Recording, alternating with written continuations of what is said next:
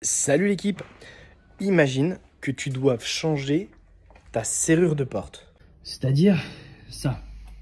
Globalement, c'est simple à faire. Tu peux même aller en acheter une toi-même au magasin, à condition d'être prêt. Première chose à faire, tu vas chercher un mètre. Et sans même démonter, tu vas déterminer l'axe. Ici, tu vois que c'est un axe à 50. En général, c'est soit un axe à 50, soit un axe à 40. Bon, tu prends ton petit papier et tu notes. La deuxième chose qu'il va falloir que tu notes, c'est sa fonction.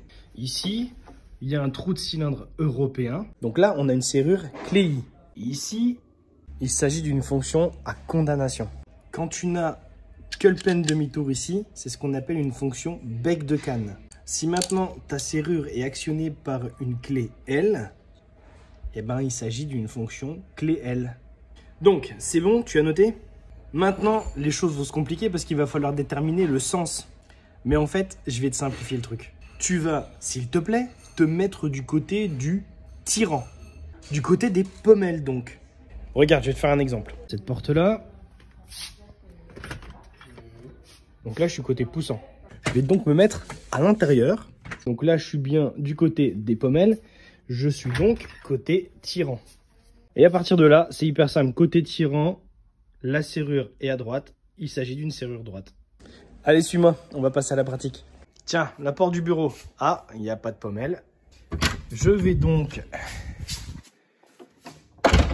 côté pommelle, c'est-à-dire côté tirant. Et donc, de quelle serrure ça s'agit? Quoi, gauche? Comment ça, une gauche? Je viens de te dire que si la serrure est à droite, c'est une droite. Eh bah oui, c'est une droite. Bon, c'est bon, t'as noté le sens? Bon, et dans le pire des cas, si tu ne sais pas déterminer le sens droite ou gauche, il existe des serrures réversibles.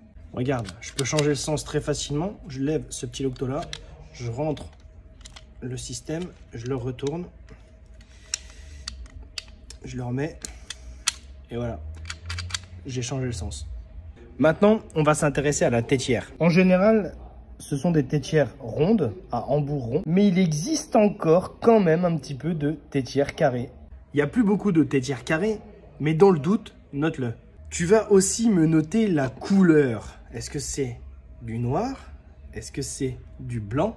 Tu peux aussi trouver sur le marché de la couleur argent, mais aussi de la couleur laiton. Et enfin, le choix que tu devras faire aussi en magasin, c'est la qualité de la serrure. Si tu veux éviter qu'elle recasse, tu peux monter en gamme. Mais ça reste comme tous les produits, hein, c'est-à-dire que tu peux trouver du bas de gamme comme du très haut de gamme.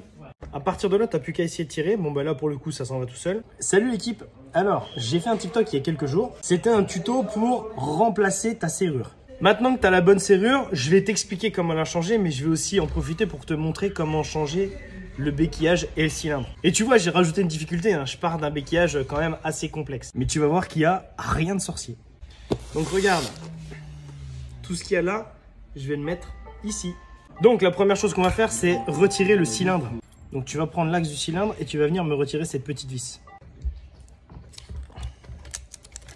Une fois que tu as enlevé la vis, tu vas venir jouer avec la clé. Et il faut que tu fasses en sorte que le paneton, hop là, soit dans l'axe. Ok, c'est prêt. Deuxième étape, on va démonter la béquille. Et tu vas vite te rendre compte qu'il y a des vis que d'un seul côté. Donc bah écoute, c'est reparti, hein.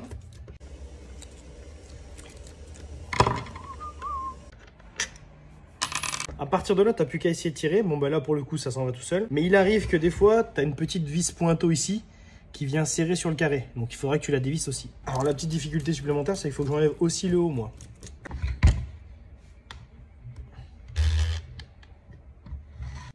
La béquille est enlevée. L'étape suivante, tu vas venir me retirer la vis ici et la vis d'en bas.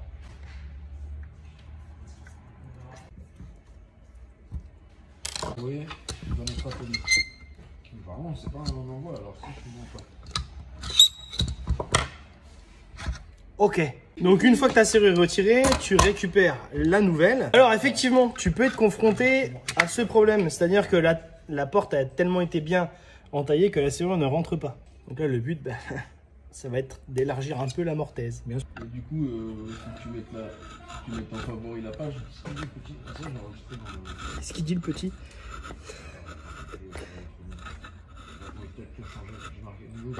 Bon, moment de vérité, on va voir si ça fonctionne.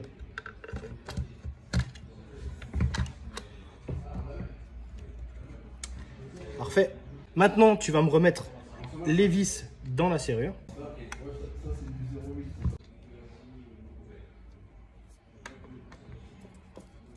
Ok, la serrure est fixée. Là, tu peux venir tout de suite mettre le cylindre. Donc bah pareil, hein, même étape à l'envers, c'est-à-dire tu viens chercher le panneton dans l'axe. Une fois que c'est fait, tu le rentres dans la serrure. Tu essayes tout de suite pour voir que ça fonctionne. Ok, tu peux remettre la vis. Tournevis, il est là. Hop.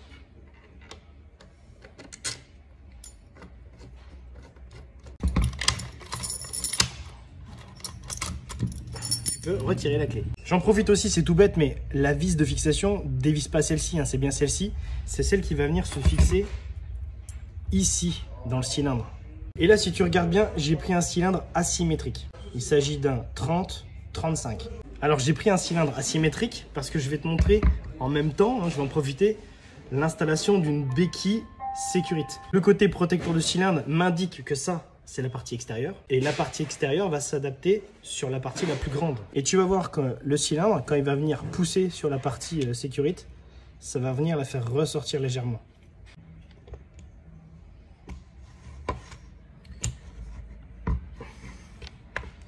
Voilà. Les entraxes de fixation de la plaque, ici à ici, c'est toujours 195. Il existe des entraxes de fixation à 165, mais en général, c'est pour de la porte intérieure. Là, c'est pas le cas. Bon, je te passe l'installation de toutes les vis. C'est un rouge brique. Ensuite, tu installes... Ensuite, tu installes le carré. Rouge briquette, je t'emmerde. Ouais. Briquette. Briquette. C'est une petite briquette. C'est toi la briquette. Ok, carré installé à la massette. Et enfin, la dernière étape, bah, tu vas venir installer la plaque à l'intérieur. Et voilà, le béquillage est changé. Bon, je te passe le détail de serrage de vis. Je t'ai fait la totale. Hein. Et en général, quand je dis ça à ma femme, elle est contente. Et voilà, une belle béquille toute neuve. Avec, en plus de ça, un protecteur de cylindre. Bon bah, j'ai plus qu'à tout démonter et remettre le présentoir dans son état d'origine. Et voilà, ni vu ni connu. Référence traînois, bah il y en a plusieurs.